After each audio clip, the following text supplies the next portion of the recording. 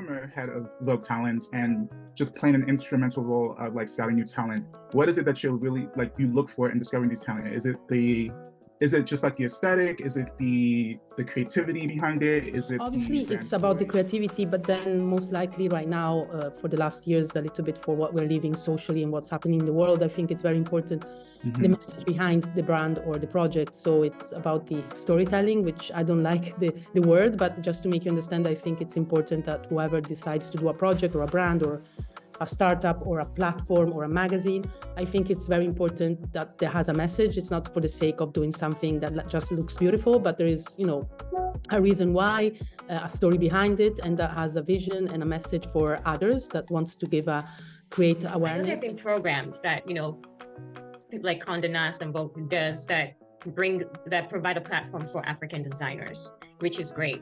But I don't really see those designers on the runways or international runways. Is there a reason for that? I'm not saying it's purposely done that way, but is there a challenge in bringing African designers and their works to the runways of on the international front?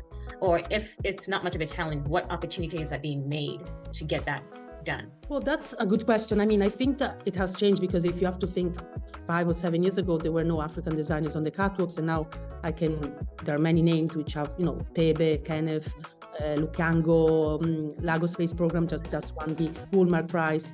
And I just think it's a way of fact of saying, hello, fashion, it's not just in Europe, it's not just in Italy, London and Paris, Milan, London and Paris and New York. So it's just a matter of opening up, So that's what really I think the great work was of Vogue Talent, not because I did it, because it was...